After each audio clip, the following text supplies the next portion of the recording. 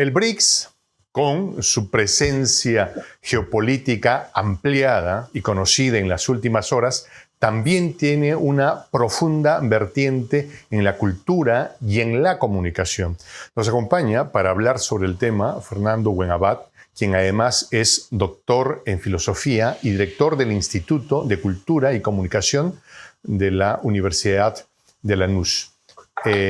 Doctor, gracias por estar con nosotros, bienvenido. Un tema tremendo que podría ser muy bien el sustrato de lo económico. Bienvenido para comenzar. Bueno, muchas gracias por la invitación y gracias por reiterar pues el espacio para que podamos conversar. Un saludo a toda la audiencia que sigue esta iniciativa, ¿no? La cultura suele ser el sustrato de lo económico. Uno va a algún lugar a disfrutar de la comida, del baile, y eso genera finalmente economía. El BRICS básicamente se está enfocando en conceptos económicos, pero en el fondo hay un sustrato cultural, comunicacional, sobre el que tenemos que trabajar mucho. ¿Qué podría decirnos sobre esto? Pues es un tema verdaderamente amplio. A mí en particular me apasiona porque es la oportunidad de ver el cruce, algunos dicen entrecruzamiento, pero en todo caso un punto de convergencia para varias reflexiones. Ya sabemos que los BRICS son una alianza de países de economías emergentes que están planteando un desafío histórico crucial, y es romper con la hegemonía del mundo unipolar y ofrecernos una pluripolaridad o multipolaridad en la que efectivamente los países o las economías emergentes puedan tarde o temprano mirarse cara a cara con lo que ha sido hasta hoy, a lo largo del siglo XX y lo que va del XXI, lo que ha sido el poder hegemónico económico, militar, estratégico, cultural, mediático, que ha sido básicamente el modelo de economía en su fase imperial, que es la economía norteamericana, ¿no? Y desde luego todos sus aliados, ¿no? La sola posibilidad, yo diría la provocación interesantísima de pensar un mundo multipolar en el que se pueda hablar de igual a igual, plantea la urgencia de modificar por lo menos 3 o 4 estructuras ideológicas muy profundas, que son, uno, que los imperios no son eternos. Okay. Una cosa que hay que reiterar histórica y culturalmente, lo hemos visto a lo largo de la historia muchas veces. Lo otro es que al ver que un imperio se derrumba, se plantea la necesidad del pensamiento emergente. ¿Cómo pensarse entonces ahora independientes a ese modelo? Lo habrá pensado mucho Simón Bolívar, me imagino, a la hora de protagonizar un proceso independentista para todo el continente, y tan lo pensó en términos de la urgencia de que los pueblos comenzaran a pensar por fuera de la hegemonía del imperio, que necesitó construir una herramienta comunicacional para eso. Simón Bolívar rápido fue y se consiguió una imprenta. Rápido fue y en esa imprenta que se llamó el periódico que fundó, Correo del Orinoco, ahí propuso la necesidad de comenzar a pensar como hombres libres, como seres humanos, ya sin la hegemonía de los valores económicos, estratégicos y logísticos del Imperio Español. Y le llamó, para mayor interesante anécdota histórica, le llamó artillería del pensamiento. Un nombre, por otro lado, muy provocador también en el presente. Porque si, como estamos viendo en horas recientes, el grupo BRICS ahora acepta la participación de países como Argentina, como Irán, etcétera, los incluye porque necesita crecer, los incluye porque con eso la geografía de los del BRICS se extiende a más allá o cerca de la mitad de la población del planeta, por el aporte básicamente de China y de la India, pero también porque incluye geopolíticamente países que, entre otras cosas, son países poseedores de riquezas naturales muy importantes y que ahora, además de entenderse poseedores de esas riquezas, pueden empezar a pensarse poseedores autónomos, mejor dicho, soberanos de esas riquezas. Ahora, si esto es cierto, hay un desafío de reconstrucción de ideas, de replanteamiento de modelos teóricos, metodológicos, y también el desafío de comunicarlo entre nosotros. Porque si esto fuera un hallazgo de oportunidad histórica, lo peor que puede pasarnos es que quede en silencio. Lo peor que puede pasarnos es que estemos ante, como decía el poeta, ¿no? Que lo peor que puede pasarnos es morir de sed junto a la fuente, ¿no? Y es cierto, cierro con esto, es cierto que ante la posibilidad de un concepto de emergencia económica, ante la posibilidad de un pensamiento ahora pluripolar y ante la posibilidad de pensar que ya no tendremos la hegemonía del dólar, que este fetiche que ha sido en algunos países muy, muy tóxico, me refiero ahora en particular a la Argentina, donde el dólar parece que es un segundo dios, ¿no? En ese contexto, la urgencia de repensar la emergencia también de un imaginario económico, político y cultural nuevo, que es no vivir apasionados o, en todo caso, bajo la dictadura del dólar, que no solamente es económica, también es ideológica, ¿no? Hace 3 meses atrás o 2 meses tuve la oportunidad de conversar con usted en una primera entrevista y algunas de las personas que comentaron esta entrevista, o alguien en particular me dijo, o me hizo acordar que usted además ejerce como un especialista en semiótica, en el arte, en la ciencia y el arte de los símbolos. Y alguien me escribió una carta muy, muy sesuda en la que me decía que probablemente la ciencia más poderosa sea la semiótica, el arte de los símbolos, y me escribió una carta muy extensa, me decía las banderas en las guerras, en las batallas, las cornetas, todos son símbolos, el dólar es un símbolo. ¿Cómo apropiarnos de nuestros símbolos para nuestra propia narrativa en este momento, doctor Fernando Buenabad? Pues nosotros estamos tratando de liderar, perdóneme usted la petulancia, pero sí que nos esforzamos en eso. Uh-huh. Un movimiento de investigación semiótica, le llamamos por ahora de nuevo género, que de nuevo tiene todavía poco porque estamos muy incipientemente desarrollando la estructura metodológica de este proyecto científico, pero partimos de esta base. Necesitamos una ciencia de las apariencias, por eso la amplitud del tema. Mi abuela me decía, mijito, cuídate porque caras vemos y corazones no sabemos, ¿no? Uh-huh. Las cosas no son lo que parecen, el león no es como lo pintan, y hay una cantidad, un refranero popular muy grande. Pero que alude, vemos, oros no sabemos. Exactamente. Pero que alude a esta cuestión central, que es que detrás de las apariencias puede haber un significado o un sentido totalmente distinto a lo que aparece. Y entonces caminamos en una especie de bosque de espejismos en los que hay que estar, hoy por hoy sobre todo, en los que hay que estar muy atentos. Las guerras se basan en eso, fundamentalmente.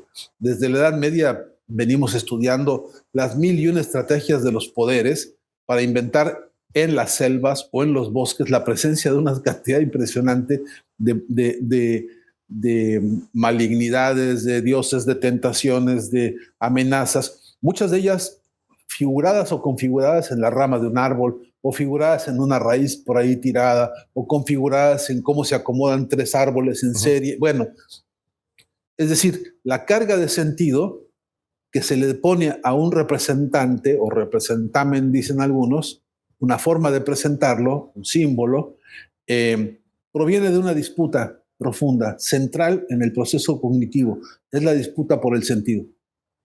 Es esta circunstancia histórica, cultural también, en realidad epistemológica, que es cómo alguien tiene una concepción de la vida, del mundo, del universo, de la realidad, de las relaciones sociales, uh-huh. Y quiere imponérsela a otro.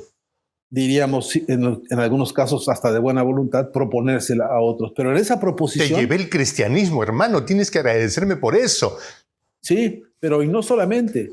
Pues cualquier vendedor que hoy toque la puerta en su casa para venderle algún paquete de recipientes plásticos, para hablar de unos muy conocidos, vendrá a presentarme en ese objeto la octava maravilla, ¿no? Uh-huh. Después yo veré si en la práctica me decepciono o si realmente me funciona o lo que fuere, pero en la apariencia de la cosa puede haber muchas emboscadas o puede haber muchas revelaciones. Y esta ciencia de la semiótica lo que hace es estudiar eso. Estudiarlo a fondo con algún vocabulario de tipo científico, con metodología, etcétera, pero con el propósito complejo de transparentar los procesos de representación. Desde luego que en el caso concreto de las economías, pues todos sabemos, todos lo vivimos y todos lo padecemos, tenemos un universo de símbolos que se nos presentan, algunos como grandes tentaciones, otros como ensoñaciones, otros como idilios. Y entonces, pregunte usted a población abierta, ¿qué es el buen vivir? ¿No?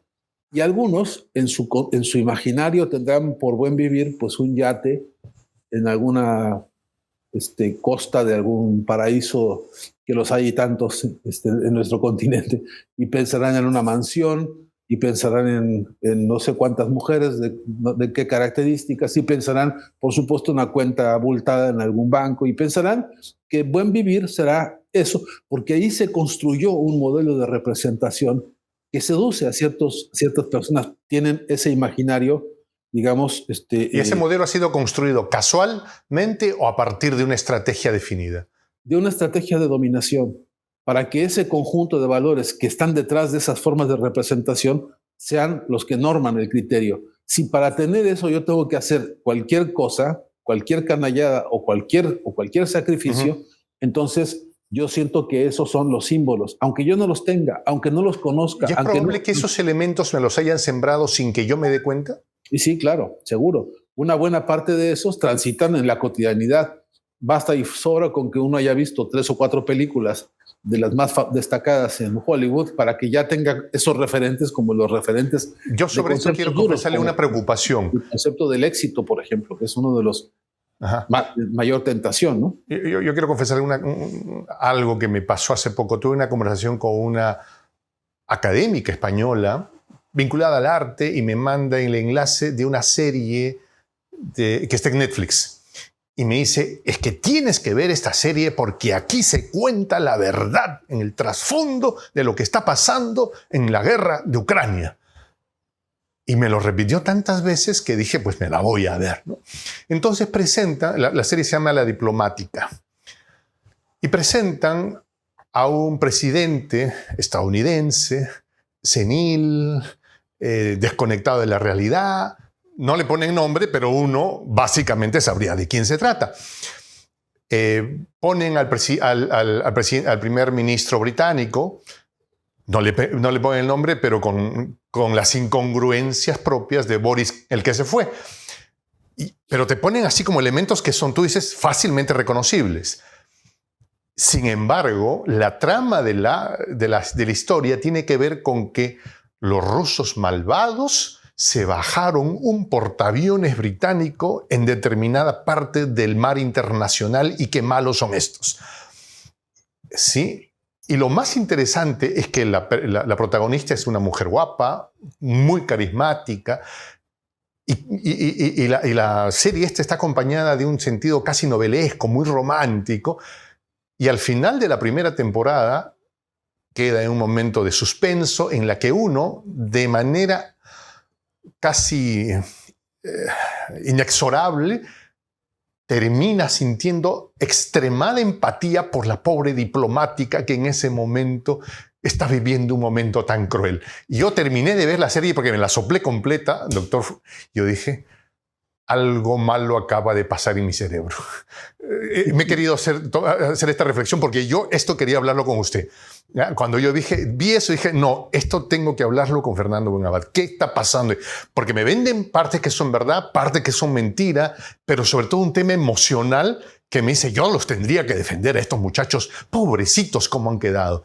¿Qué piensas sobre esto que le planteo? Primero pienso que no está mal ver las series, porque algunas son entretenidas y algunas incluso tienen virtudes narrativas que vale la pena conocer y reconocer. El problema es que las vemos de manera acrítica. Generalmente el dispositivo, no tenemos un manual que nos permita sentarnos y mientras estamos viendo, cotejar y decir, a ver, ¿qué me están vendiendo? ¿No? Porque hay una infinidad de factores que trabajan no por el campo de la racionalidad, sino por el campo de la emocionalidad.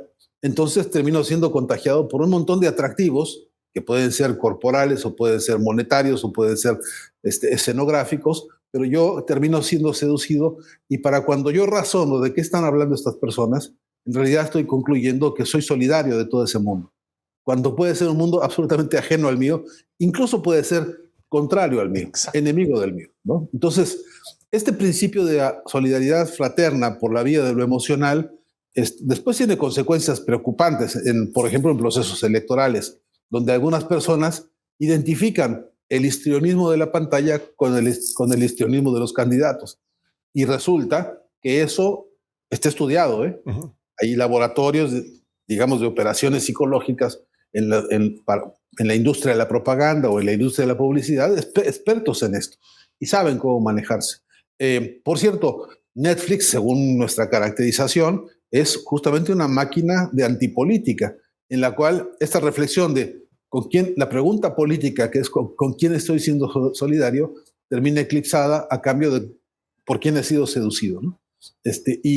Y en esta disputa semiótica, lo primero que tenemos, y a mí siempre se me ocurre pensar en esto como primero, es una falencia seria de instrumentos para el análisis correcto del mensaje comunicacional y que tiene hasta hoy por lo menos unos 20 o 30 estragos muy severos en distintos niveles de la población, en distintos, digamos, lo que ellos llaman segmentos de audiencia, que terminan algunos muy comprometidos, muy ganados para esas batallas, para esas luchas que ni conoce, pero otros que terminan amargados o que terminan incluso deprimidos o que terminan sintiéndose marginados porque es un mundo de exitismo al que no tendría acceso y al cual incluso algunas personas se inculpan, ¿no? Terminan sintiéndose como inferiores ante ese, digamos, prospecto de placeres. Esa es la primera reflexión. Y la segunda es que también tenemos que hacer una autocrítica seria respecto a los centros de investigación y de trabajo vinculados con estos temas, porque tampoco hemos sabido encontrar la estrategia y la potencia para poder convertir estos temas no en análisis académicos abstractos y aburridos, sino en agenda de conversación, por ejemplo. ¿Cuánta gente en América Latina a esta hora como usted y yo estamos conversando algo en torno a una serie televisiva? Seguramente miles de personas. Ahora, si la conversación de la sobremesa o del café estuviese acompañada de un paréntesis crítico en el que ya fuera parte del análisis, parte incluso del disfrute, la mirada crítica, seguramente el resultado sería otro. Y por eso estamos en pañales todavía en esta construcción de una disciplina que sea la ciencia de las apariencias, que nos permita contar con herramientas científicas para no quedarnos en la fachada, ¿no? Para poder ir al fondo de la cosa y decir, mira, si la próxima vez que aparezca una rubia en medio de la playa caminando hacia mí y me la desaparezca y me aparezca una cerveza, yo ya sé cuáles son las intenciones de la estructura de este mensaje. Bueno, aunque la buena noticia es que probablemente este video lo vean unas, no sé, 100.000 personas y entonces eso querrá decir que hemos avanzado de un poquito a poquito, ¿no? Usted mencionaba hace un rato que están haciendo un trabajo y que lo mencionaba, ¿no? Y que pedí un poco explicaciones por el tema de que habla del trabajo. Mi madre tiene una expresión, mi madre tiene 90 años y dice, ¿no? Y voy a permitirme un término medio altisonante, pero ella suele decir, panadero que no habla de su pan está jodido. Que me parece bueno, ¿no? O sea, nadie vende su pan si es que no habla cuando menos de lo mismo, ¿no? Entonces, eso es lo que nos falta también a América Latina y el Caribe, ¿no? No hemos sabido apropiarnos de nuestra propia narrativa. Nos hemos sometido a lo que nos ha llegado. ¿Cómo nos agarra esto en el entorno de un surgimiento del BRICS? Necesitamos... Vamos, o sea, hablamos 600 millones de personas el español. Quién sabe, una de las pocas cosas buenas que nos dejó la brutal colonización. Pero nos vamos a enfrentar a los 1.000 y tantos de los chinos, a los tantos de los indios, los idiomas que hablan los chinitas, los chiitas, los sunitas, los etíopes.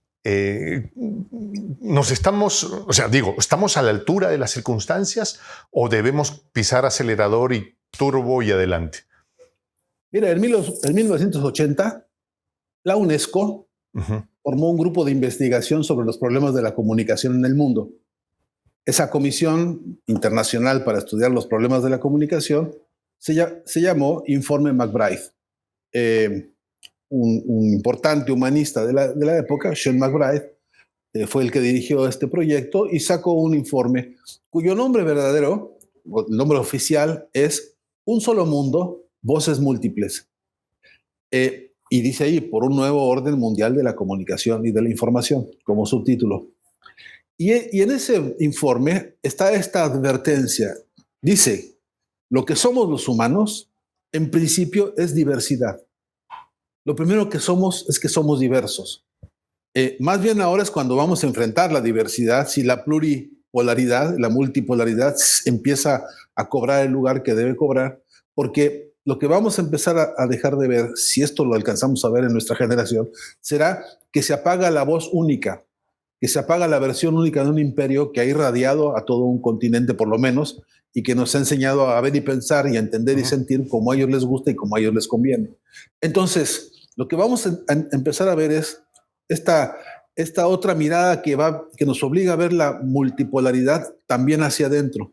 Mire usted, nosotros estamos trabajando ahora mismo en la construcción de un mapa de las subjetividades de América Latina. Este mapa de las subjetividades comienza por reconocer que somos 600 pueblos originarios distintos, vivos hoy en el continente, hablando lenguas propias. Eso es más complejo que los BRICS, ¿no? Eso es más complejo que todo lo que usted me señaló. 600 pueblos originarios. Por lo menos en América Latina, hoy. Pero si eso fuera poco, en términos de la diversidad que implica de lenguas, de costumbres, de tradiciones, de historia, tenemos además algunos que todavía son pueblos nómadas y tenemos otros que fueron asientos de por lo menos 5 civilizaciones, como Mesoamérica. O sea, el arco completo de la diversidad y de las distintas jerarquías del desarrollo civilizatorio. Todavía ni siquiera estamos familiarizados con esa diversidad. Pero además quiero agregarle, el continente, todo nuestro continente hoy está tapizado por iglesias. Todas, de las más viejas a las más nuevas. A las hay hasta por internet ahora, ¿no? Uh-huh. Entonces, esa diversidad ya implica hoy un diálogo político, social, histórico y teológico distinto, con diversidad y con complejidad. Usted no se puede imaginar de ninguna forma Brasil hoy o la presidencia del presidente Lula da Silva sin tener un diálogo muy, muy cotidiano con esta diversidad de iglesias. Hoy no ocurre, usted vaya a cualquier barrio, hoy tiene la presencia de un grupo de predicadores o de profesantes de distintas creencias que ya tienen presencia, base social, presencia y que imponen un diálogo con esas diversidades. Le digo más todavía, tenemos Netflix uh-huh. en todo el continente tapizado de esta plataforma y otras 20. Tenemos un continente tapizado por el PlayStation, que tiene 14 distintas formas de hablar, un concepto que es el concepto de lo lúdico, digitalizado, y que tiene una carga de violencia muy fuerte, que algún día merecerá detenerse profundamente a analizar los efectos y los costos de eso. Y luego tenemos, además, por si fuera poco, una diversidad de escuelas en las áreas, digamos, básicas de economía, de política uh-huh. y de medicina, de salud pública, que presentan también una cantidad de diversidades metodológicas que son una torre de Babel, en todo caso, científica. Es decir, en todo caso, lo que tenemos es diversidad por todos lados, complejidad en ese sentido. Lo que nos ¿Ventaja falta o desventaja? Ventaja. Lo que nos está faltando, la desventaja es que no hay un método para dialogar en todos estos idiomas. Porque para decirlo, no, pero ustedes han avanzado una cosa interesante, que ya tienen cuando menos la agenda, ¿no? O sea, ya sabemos que somos 600. Sí, entonces es como que, o sea, mínimo, habrá uno que tenga WhatsApp allá o Telegram y decirle, oye, ¿sabías que habían 599 igual que tú o parecidos? O sea, ya hay como gracias al trabajo de ustedes, como que un avance sobre esto, ¿no? Es un primer pasito que avanza sobre este mapa. Estamos tratando de hacerlo lo más detallado posible, pero en principio la sola noción de la diversidad ya es todo un desafío de investigación científica para nosotros, pero también es un desafío de investigación metodológica, es decir, con qué instrumental le entramos a la diversidad para poder charlar entre todos. Y hemos de encontrar algo que se parezca a estos programas que hay en los teléfonos ahora, que sirven para que yo, aunque no hable inglés, pueda entenderme. Ayer estuve en la oficina de migraciones y vi a una persona haciendo trámites, una persona de Rusia haciendo trámites con una persona que apenas habla, que habla su castellano como única lengua, y entonces, pero se entendieron perfecto porque encontraron un método de traducción, interpretación e intercambio que aunque sea para cosas básicas y muy funcionales, ya está dando un resultado. No, funciona para las cosas muy complejas también, ¿eh? Así es. Entonces, tenemos que construirnos la herramienta para poder dialogar con la India ahora en clave económica, en clave política, pero también en clave de no competir, sino de construir alianzas. Esta es la otra novedad interesante, que a diferencia de lo que pasa cuando uno va al Fondo Monetario Internacional a pelear por un crédito que después se vuelve un cepo político, etcétera, como lo está padeciendo el hermano pueblo argentino, las condiciones de la alianza con estos tendrá que ser fraterna y en todo caso colaborativa. Y es una condición central del nuevo diálogo que se está dando en esos espacios. Todo es campo hipotético hasta hoy, ¿no? Todo es una especie de prolegómenos de una buena voluntad que veremos cómo en la práctica se asienta y se consolida. Pero un buen indicio es que, por ejemplo, el Banco de Desarrollo de los BRIC, por lo menos es un banco de desarrollo cuya condición es que todo aquel ejercicio que se haga de la moneda que se trate concluya siendo una obra que beneficia a un país o a un conjunto de países. Esto es central para esta, digamos, concepción, incluso hasta central para empezar a respirar una nueva diplomacia, ¿no? Para empezar a respirar un nuevo concepto de diplomacia que esta vez no sea países subordinados. Llegaron a llamarnos del tercer mundo. Del tercer mundo. Ese sí fue el extremo de la conchudeza. Realmente inconcebible. Pero bueno, llegaron a llamarnos tercer mundo. Bueno, estos países, ahora llamados emergentes, para dialogar con imperios, los que ya sabemos, casi se requería ir arrodillados, ¿no? Aunque válgame la metáfora, pero ¿en qué sentido? En que era solicitud de dádivas.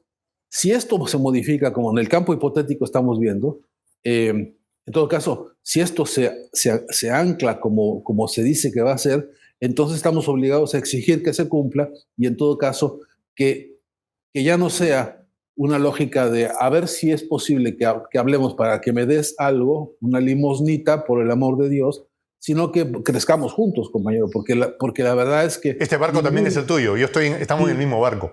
Ninguno de todos estos tenemos salida si no es trabajando en conjunto. Y el desafío, uno de ellos, del muy corto plazo, además de resolver el problema del hambre en el mundo, además del problema de la vivienda y el problema de la educación, está el del calentamiento global, que no es un chiste, ¿no? Estamos resintiendo consecuencias durísimas y costosísimas. De modo que hay un reto, digamos, de transformación. Lo dice el presidente López Obrador y yo estoy aferrado a que eso se cumpla. Necesitamos una revolución de la conciencia que sea capaz de replantearse los nuevos paradigmas de este momento histórico para tener una buena iniciativa de transición, un buen plan de transición que nos ayude a, de una vez y por todas, cumplir con el ciclo de la mariposa, ¿no? Salir del cascarón y poder entrar a lo que creo que nos está exigiendo la historia, que es pasar a una etapa distinta de las relaciones humanas. Esto que habla me parece que ha tenido que ser parte de la agenda de las conversaciones de los 5 líderes del BRICS, porque de hecho el presidente Putin en su primera participación dice, bueno, nosotros acá estamos reunidos, hay que entenderlo primero para ver nuestros temas, nuestros problemas, y dice que bueno que hayan venido todos acompañados de sus principales empresarios.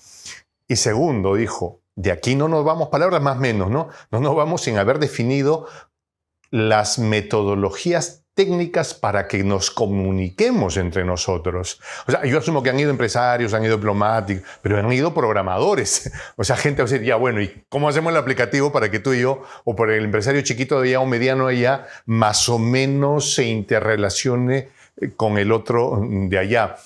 Ahora, en el tema del BRICS se abre un nuevo escenario.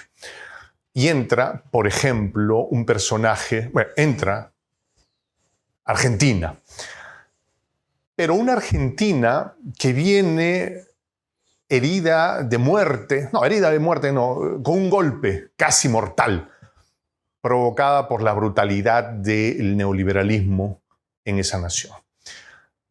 Y lo terrible de este escenario es que hay un personaje cuyo único argumento real y consistente es amaquearse la peluca, soltar los mocos y decir absolutas incongruencias. Y entonces yo hablo con Argentina con mucha frecuencia y me dicen, es que es un reggaetonero, o sea, tú no le puedes pedir, con el respeto que hay para la cultura, pero es como que, a ver, el joven, ¿por qué votó por alguien? O sea, va a romper relaciones diplomáticas con China. Yo no voy a hablar con los chinos. Oye, son los que tienen los billetes ahora. No, que vayan los empresarios, sí, pero se necesita funciones de Estado, ejercicio de poder para llevar acuerdos conjuntos. ¿Cómo un tipo de peluca y de dientes babeantes impacta de esa manera? Entiendo la frustración de un pueblo, sobre todo los jóvenes, no encuentran salida, pero es que ha habido una práctica de lobotomía masiva de la que no nos hemos enterado en Latinoamérica. ¿Qué está pasando ahí? Con el perdón de aquellos que han votado por el señor Mr. Peluca, ¿no? Y cuando hablo de lobotomías me refiero de manera figurada, por supuesto. Entiendo muy bien, sí. Y entiendo la mesura e incluso el tacto que está usted empleando para esto. Pero para analizar esto, hay que decir que hay personajes como unos 80 en América Latina hoy dando vuelta. Acabo de publicar un texto que se llama El estilo energúmeno de la comunicación política, que ha sabido montarse en este vacío que se dejó. Han venido a llenarlo ellos con un modelo narrativo que es la iracundia, que es el odio, que es la desolación, que es el histrionismo, para suplantar el raciocinio. En ese sentido, en México tenemos ahora, por ejemplo, 5 o 6 candidatos que también comienzan hablando y saltan de inmediato al modelo energúmeno y entonces insultan y entonces gesticulan y entonces miran fijo y tienen ensayadísimo el asunto porque hay un público, digo público porque esto es muy teatral, que usan como fuerza electoral, como electorado, y personas que lo que han visto en unos sectores de la política como una mediocridad espantosa, que no hablan claro, que no atienden problemas, que no atienden el teléfono, que no están en el escenario que deben estar para resolver los problemas que están sobre la mesa, y que entonces escuchan a otro que los insulta y que los agrede como uno quisiera. Yo también quisiera decirle a algún sector de la política en América Latina, son ustedes una casta corrupta y de ladrones, ¿no? Pero termino en una especie de festival de adjetivos que lo que demuestra es que no hay argumentación profunda. Pero lo que no entiendo es cómo este protocromañón es capaz de articular algo que sectores digan, le voy a votar a este señor. Porque hay una caja de resonancia mediática que lo ha acompañado a mañana, tarde y noche. En las últimas horas se calculan por lo menos 60 entrevistas en los medios más importantes, a mañana, tarde y noche.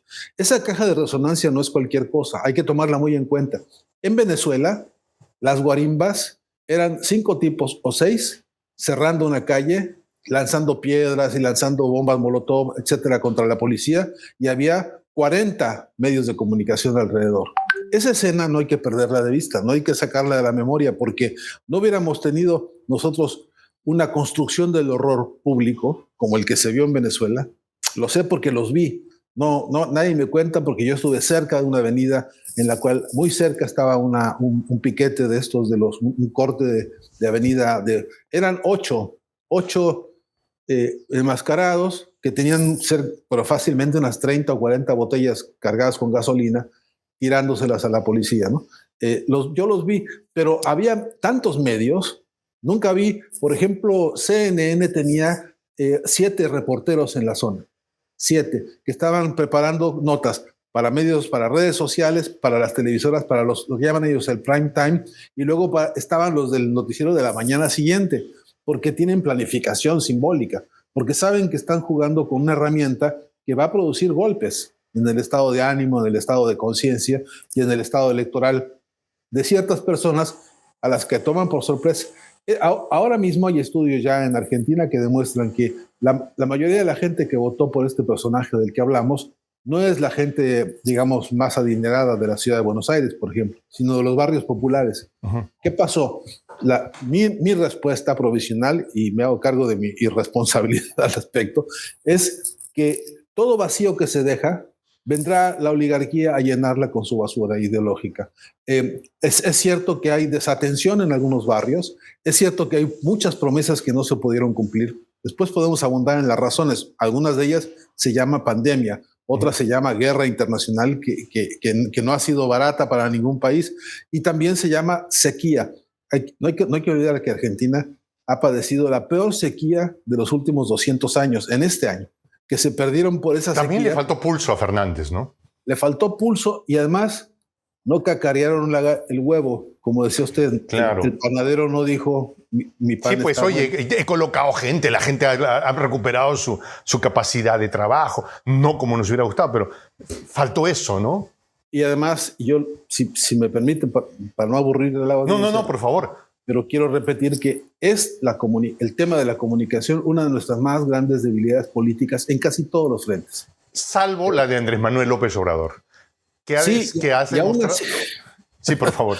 Y aún así, la de él, porque yo no me he cansado de publicar textos, ensayos y entrevistas analizando a fondo semiótica de las mañaneras. Es un logro político, es una escuela de formación extraordinaria, pero insuficiente. Porque un país de 140 millones, cuyo peso económico más fuerte hoy está en sus remesas, y que no tenga una atención, digamos, política profunda con todos esos sectores cuando digo que no tenga una participación, me refiero a que no haya una diversificación. ¿A qué me refiero? Concretamente, ya debería haber una mañanera por cada secretario de Estado, ya debería haber una mañanera por cada gobernador, ya debería haber una por todo aquel que tenga sobre sus espaldas la responsabilidad de un voto, de un ejercicio electoral, debería tener la tarea de una mañanera en su escala, en su tamaño, en su dimensión, pero la tarea fundamental de transparentar el financiamiento de la política, transparentar el financiamiento de la propaganda y luego transparentar con informe permanente lo que están haciendo, porque no debería ser la política y un Big Brother. Usted debería poder prender la televisión y ver qué está haciendo el presidente y dónde está. Usted debería poder hoy prender su televisión y ver a su gobernador, a su presidente municipal, a sus gestores de la vida democrática, dónde están, si están metiendo los pies ahí donde llovió, si están realmente discutiendo en la escuelita para que tengan cupo, para que tengan pizarrones, si están en los hospitales. Debería ser, repito, una especie de Big Brother en el que la verificación inmediata, en tiempo real, del ejercicio de la democracia se transparentara. Pero ¿será que Andrés Manuel también ha dejado el techo bien alto, la verdad? O sea, la valla bien alta, ¿no? ¿Cuántos años tiene el presidente? ¿68 puede ser en este momento, más o menos? Y el señor está parado las horas que le toca la mañanera. Yo digo, yo he estado frente a cámaras, a veces una hora, y uno dice, si alguien se apiada de mí, me trae una silla. Y el señor está parado ahí. Entonces es como que... Y es bancarse eso. O sea, probablemente para quienes vean eso digan, qué fácil, habla y esto. No, eso es un ejercicio. O sea, yo saldría de la mañanera, doctor, y me iría a dormir 2 horas. Por la tensión, por el estrés, por las decisiones. Y luego la media hora lo ven al presidente reunido con el embajador o viajando o subiendo un avión y dicen, y ahora, o sea, habla de una fortaleza inmensa de alguien. Es un fuera de serie, no tengo la menor duda. Pero quiero decirle que cuando digo que es insuficiente, también quiero decir que es injusto, porque se pone un peso brutal sobre una sola persona, que siendo todo lo fuerte que es, no debería hacerlo, porque yo lo primero que quiero es que nos dure, ¿no? Yo lo primero que quiero es que este hombre no tenga una sobrecarga de cosas como las ha tenido y le ha costado, ¿no? Todos los que lo han conocido de cerca saben que ha tenido ratos del peso del trabajo y del peso del cansancio, etcétera, porque es lógico. Pero además porque es como decían en Venezuela, todo el mundo se sube al portaaviones de Chávez, ¿no? Claro. Todo el mundo sube al portaaviones López Obrador y es muy cómodo viajar así, ¿no? El que eso es cierto. Eso, ¿no?, es cierto. Entonces obliga a que todos ahora comiencen ya a sacar camarita. Sí, señores, vamos a ver, no importa que hayan 5 ciudadanos y 200 personas viendo. Toca hacerlo porque la gente va a comenzar a diversificar. Creo que ese sería el punto de partida, ¿no?, de lo que deberíamos comenzar a exigirle a nuestras autoridades en toda la América Latina y el Caribe. Déjame ir un pasito más allá. Por favor. Para mí es crucial en esto de la batalla de los contenidos.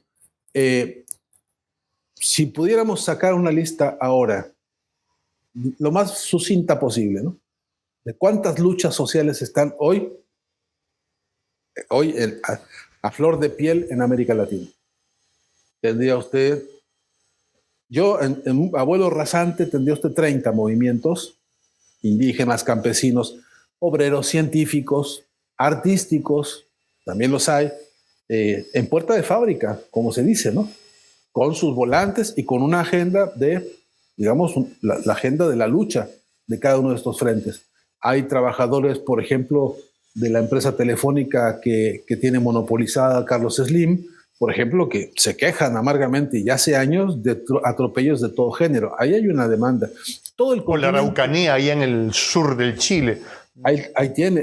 Tenemos en todo el continente una protesta al unísono, es un clamor continental, que es la inflación, que estamos sintiendo todos, algunos con mayor violencia como en Argentina y otros con otros matices como en México. Pero tenemos problemas serios de procesos inflacionarios, tenemos pérdida de poder adquisitivo, tenemos pérdida de riquezas minerales, tenemos pérdida de riquezas marítimas. Hay pescadores que tienen años protestando porque no hay insumo, porque no hay apoyos para el desarrollo de una industria pesquera cooperativa, etcétera. En fin, si hiciéramos esa lista hoy, usted no tendría que andar buscando qué se le ocurre para ver cómo hace una agenda política. Ahí está. Se trata de hacer suya esa agenda. No entrar de oportunista ni arribista a agenciarse la lucha de otros, pero sí, desde luego, acercarse a colaborar hombro con esas batallas. Si alguien hoy debería estar haciendo eso, es este grupo de relevo que está proponiendo la política nueva en América Latina, lo que se llama el progresismo o el movimiento de izquierda o como usted quiera llamarle, que ¿de dónde va a brevar sino de ahí? Sino del clamor de las luchas populares que por abajo están esperando, ¿no? Y esos que están esperando, como no han encontrado respuesta, lo que hacen es aliarse y apoyar a un tercero que desde la tribuna gritonea, claro, que nunca ha tenido ninguna experiencia de gestión ni nunca ganó ni una piñata. Bueno, pues ese resulta que ahora atrae votos. Ese sí es oportunismo. Entonces, me parece que el desafío de fondo, en términos de cómo construir un proyecto comunicacional, de cómo construir una agenda de disputa en serio por el sentido, es alimentar la batalla con el clamor de los que están ahí en puerta de fábrica pidiendo mejores condiciones de vida.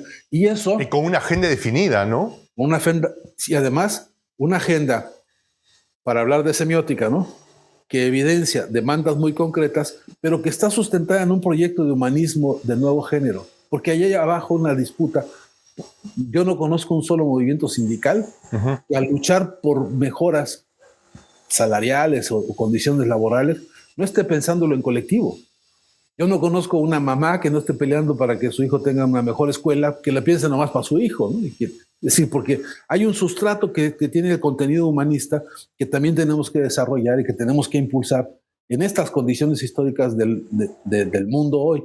Entonces, a mi entender, se requiere un humanismo de nuevo género que además sea consciente, que además de sentirlo y de vivirlo en una práctica, que no sea una práctica sorda, que no sea una práctica ciega, sino que tenga ese trasfondo. Y además, la conciencia de con qué estamos luchando, ¿no?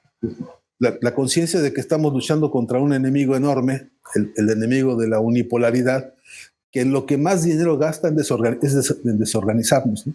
¿Sabe que yo le tengo un dato? Adivine usted, bueno, yo seguro que usted tiene la aproximación, ¿no? Me lo hizo llegar el otro día una persona. Hollywood y el proyecto de producción cinematográfica gastan al año aproximadamente $21,000 millones haciendo películas. Es una cantidad tremenda, o sea, absolutamente inmensa, ¿no? Pero por supuesto, ¿no? Ya comienzan a surgir espacios como este o la de cientos de miles de otros pequeños comunicadores que cierran el mes y dicen, oye, ¿cuántas personas no vieron? 28 millones. En el caso de Prensa Alternativa, por ejemplo, estamos en un rango de 28 millones de visualizaciones al mes. Como que vamos avanzando. Ahora, en esto que plantea usted me preocupa un tema que me parece hay que atenderlo en sí mismo. La legitimidad de quien convoca a estos que andan generando una agenda política en base al reclamo, ¿no? Porque también hay el sinvergüenza, que trata de apropiarse de eso para, de mala manera, auparse al poder y ser un Milei o alguien parecido, ¿no? En el Tao hay un poema, un verso, más o menos, dice en el libro, el río más grande es el mar porque está abajo. Tiene que ver con el tema del servicio, el de dar soporte sin necesariamente ser el que sale y dice yo soy, o es que siempre hay que vender el pan y decir yo soy. Sí, a condición de que sepamos cuál es el escenario en el que salimos a hacer eso. Porque, a ver, a propósito de los problemas del relato, ¿no? Uh-huh. En el mapa de las subjetividades, lo que primero que aprendemos es que necesitamos diversificar las formas del habla con todos, para entendernos y poder acercarnos a todos. Porque si seguimos hablando de una sola forma, lo más probable es que nos entendamos con nuestros pares. Después todos los demás dirán de qué hablarán estos señores tan raros, ¿no? Pero el escenario en que se disputa, mira, usted dice, están gastando $21,000 millones en producción cinematográfica, lo cual es una especie como de limosna si usted compara con lo que se gasta la industria militar norteamericana.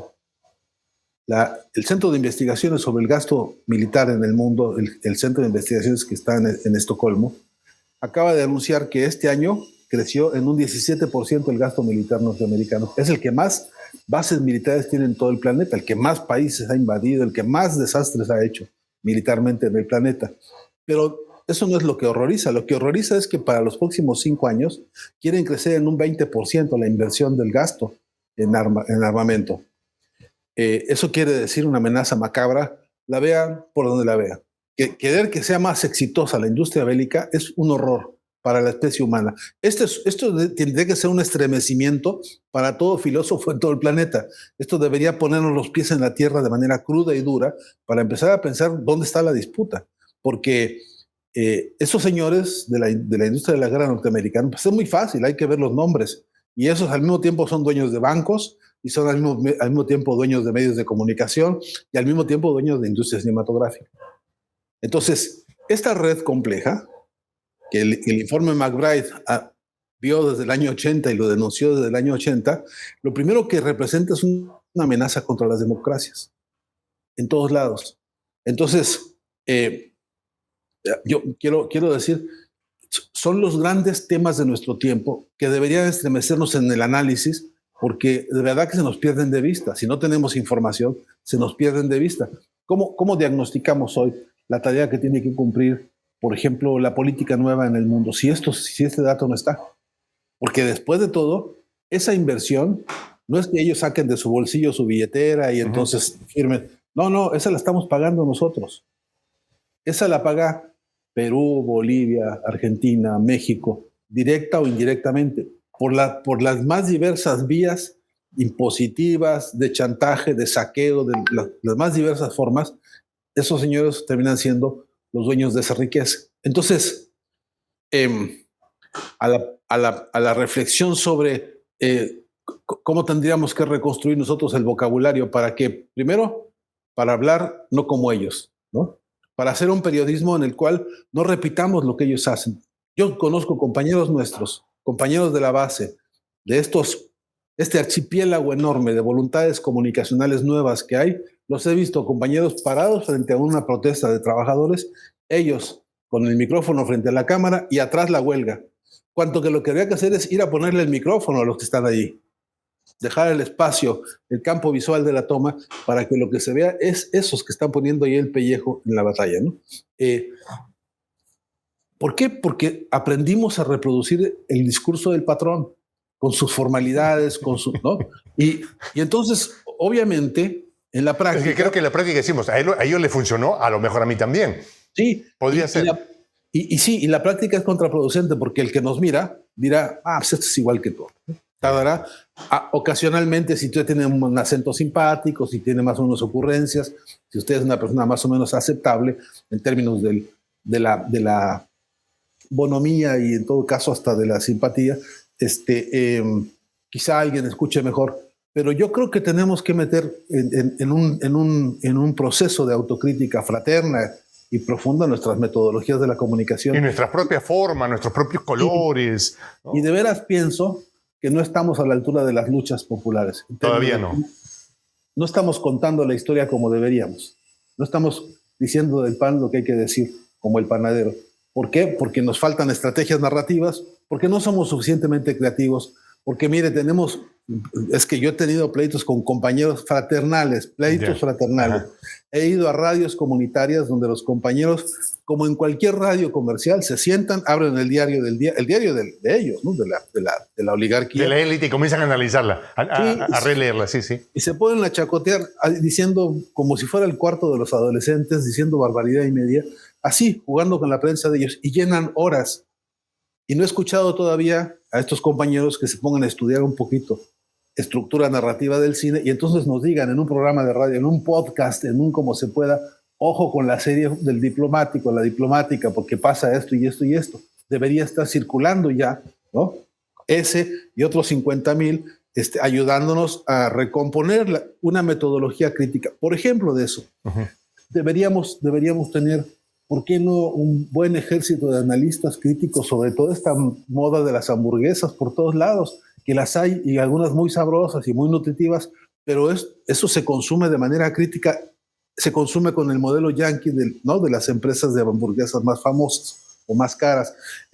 Consumimos gaseosas que irreflexivamente, y yo todavía no escucho a alguien que un día en una tarde me diga, así como a veces me dicen, mira los tamalitos que se hacen en Perú, se hacen así, ¿no? ¿Por qué no me dicen cómo se hace este refresco? Las aguas negras del imperialismo, dicen algunos, ¿no? Nadie me hubiera imaginado que nos convencieran de que tomáramos un agua turbia negra. ¿No? Que dice que lo hace feliz a uno. Agua negra. Sí, y que además fuese la chispa de la vida. Todo eso es tan absurdo, tan inaceptable, y sin embargo no tenemos un ejército de contraofensiva cultural capaz de deslindar todos estos campos semióticos y ponernos en evidencia que atrás de las apariencias hay algo que es no solamente que nos sacan el dinero, que nos esquilman porque es carísimo todo eso, sino que además quedamos severamente tatuados con el modelo de conducta que implica ese consumismo. Y no tenemos nosotros todavía una fortaleza semiótica que haga esa contraofensiva.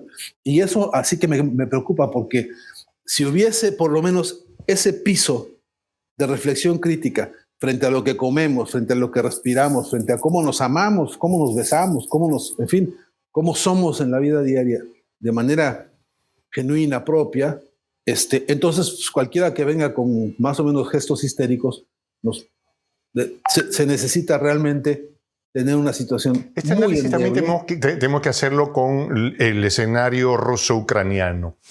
Ya para nadie es un secreto que a un actor de comedia le hicieron la película, y la película tuvo un nombre, el nombre se transformó en el nombre del partido que lo convirtió, y ahora lo tenemos ahí rascándole la olla a todos los arsenales del planeta para embaucarse en la...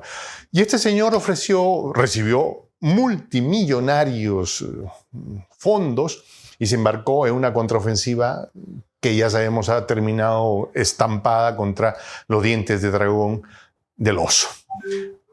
En esta narrativa se cruza una foto poderosísima, la del señor Zelensky abandonado en la OTAN. Usted ha tenido que ver la foto, evidentemente, ¿no? Es como que dos señoras agarradas de la mano, ¿cómo la amiguis? ¿Cómo estás? Y los otros, y el otro mirando por... Esa foto, desde mi humilde opinión, no ha sido casualidad. Es el síndrome Noriega que comienza a corroer ya al señor Zelensky y metastásicamente va a alcanzarlo a todos sus compinches. ¿O estoy siendo demasiado mal pensado?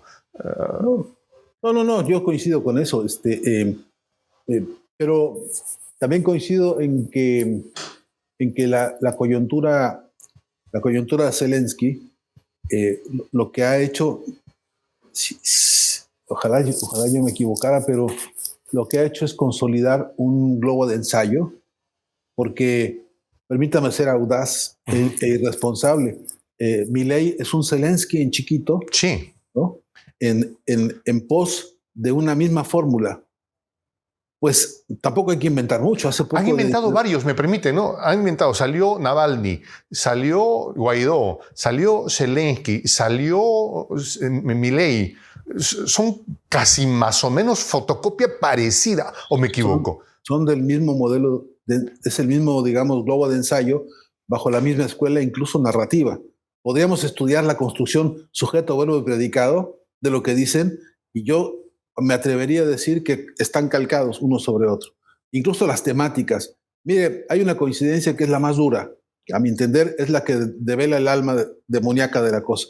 Le preguntaban a Milei hace poco, ¿cuál es el modelo usted de geopolítica que está pensando después de que dijo esta barbaridad de China y todo eso?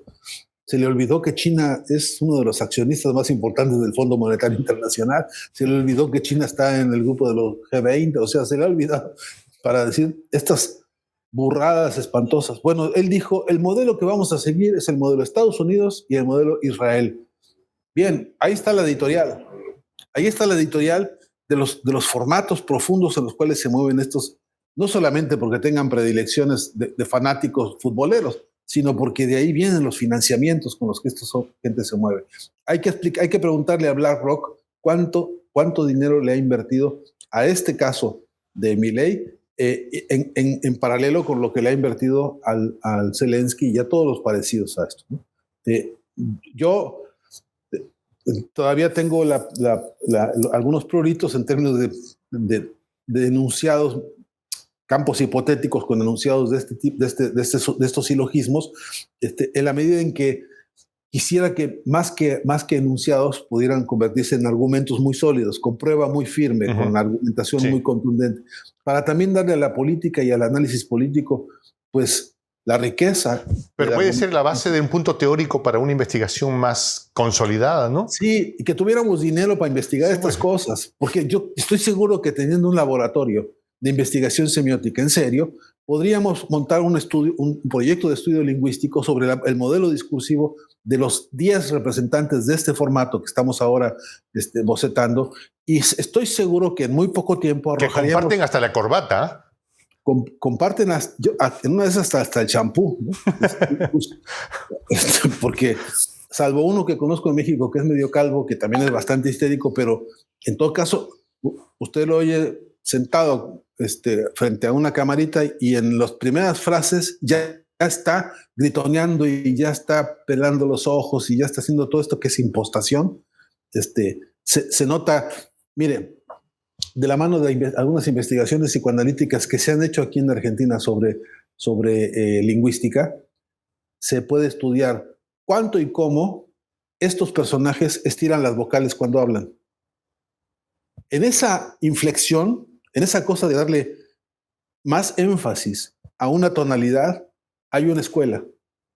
Y si me apuro un poquito en este campo hipotético, pues no hay que ir muy lejos, 1943 quizá, 42, estaba un hombre con un bigotito recortado, parado gesticulando frente a un espejo, a ver qué pose y qué voz, cuando le decían, cuando hables así del pueblo hay que poner la voz más finita, para que suene como que yo tengo una llegada de voz y que le da como altura histórica a la vociferación en términos de cómo la voz se maneja, más aguda o más grave.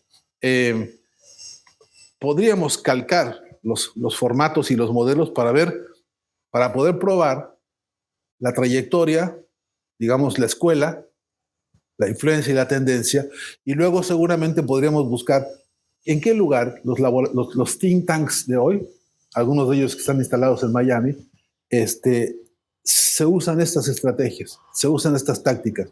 Se podría rastrear incluso, ¿por qué no?, las figuras como la de JJ Randón, ¿no?, que tiene una presencia, lo digo porque eso es lo que ellos venden. Uh-huh. Esa es, digamos, la mercancía que ellos ponen a la vista de sus compradores. JJ Randón se permitió en primera plana de una de las revistas políticas más conocidas en México, cuando estaba en campaña López Obrador, se permitió decir, está publicada, no lo voy a inventar, es un documento publicado, dijo, yo haré hasta lo imposible por impedir que López Obrador gane las elecciones. Está registrado, está dicho. Y luego le han preguntado, ¿y qué pasó, compadre? Porque si lo que vendes es esta capacidad de manipulación mediática, y el tipo, bueno, obviamente huye y rehuye, porque en todo caso ya sabemos que lo que mejor venden las empresas de propaganda es su propia empresa, ¿no? Claro. Entonces, estos son unos pequeños monstruitos fétidos de laboratorio. Todo, sí. la teoría, o sea, el marco teórico que se puede armar en torno a ellos para un análisis posterior sería que han sido creados y que han soltado además mucho globo de ensayo. Algunos han terminado mal parados. El Papa actual, uh-huh, Francisco, le preguntaron sobre los personajes estos en una entrevista y dio una respuesta que en el antídoto está la explicación. Dice él, le preguntaron cómo se hacemos para contrarrestar semejante monstruosidades que andan dando vueltas. Dijo, con políticas sociales. Lo que anula la presencia de estos que nunca han tenido gestión, que nunca han ganado ni una piñata, que no han organizado pero sin ni un bautizo, ¿no?, que son incapaces realmente de tener tracción seria sobre problemas concretos para resolverlos porque no tienen ni experiencia de manejo de un presupuesto. La única manera de derrotarlos sin generar una confrontación costosa en términos de violencia es generando políticas sociales que resuelvan primero que ellos cualquier cosa y que no le den cabida a ninguna otra voz que no sea la de que está resolviendo los problemas. Y como hay muchos que no se resolvieron, ahí se quedaron esos huecos, esos vacíos, donde ellos trabajan. Ellos saben perfectamente dónde comen. No son niños de pecho. No cometeremos nunca el error de subestimarlos ni de jugar a la ofensa tonta, porque se han preparado para cumplir esa función. Aunque sepamos que su función es coyuntural, que es circunstancial y que es limitada, no por eso es ingenua. Y de veras pienso que hace falta un gran concilio político de las fuerzas con una especie de estrategia autocrítica muy productiva, una estrategia autocrítica reconciliadora, pero de refortalecimiento, porque en Argentina les quedan 2 meses, sí, para resolver 3 o 4 cositas. Que yo la tengo clara, no va a ganar. Bueno, ya los BRICS lo han reventado, lo han puesto en jaque mate. Pero hace falta todavía vender el pan. Hay que vender el pan. Hace falta todavía salir a decir, este proyecto, con Cristina a la cabeza, que no deja de ser una líder extraordinaria, histórica a nivel mundial, tiene una batalla asimétrica muy dura. Toda la Suprema Corte de Justicia en su contra. Existe una comisión hoy de juicio político contra la Suprema Corte. He estado conociendo a los compañeros diputados y los muchachos que son las ayudantías, trabajando, viendo cerros y cerros y cerros de expedientes para tener argumentación muy potente y decir, esto se trata de un problema de seguridad nacional. La conducta de la Suprema Corte de Justicia es un atentado contra la seguridad del Estado y no puede ser que sean tan corruptos y tan... ¿A quién ha pensado que este lawfare deba ser tipificado como un delito de alta traición a la patria? No sé qué opina usted, aquel que con presupuesto nacional, siendo un jerarca institucional, ya sea de las Fuerzas Armadas, policiales, diplomática, y que usa o usufructa recursos nacionales como los medios de comunicación, se le considere alta traición a la patria. ¿Qué opina usted al respecto? Es un crimen de lesa humanidad. Yo no tengo la menor duda de eso. No es una discusión de técnica jurídica, no es una discusión de reglamentos, esto es una discusión de filosofía del derecho. Y una filosofía del derecho que tenga corte de justicia social, que tenga por inspiración eso, simplemente no puede admitir semejantes conductas. Otra vez, el problema es que no tenemos el instrumental político y social para poder intervenir. Hoy lo dice bien claro la Cámara de Diputados en Argentina y es norma política histórica. El jefe supremo de la Suprema Corte de Justicia es la Cámara de Diputados, la única que puede juzgarla, sancionarla y modificarla. ¿Por qué nos hemos tardado tanto en intervenir?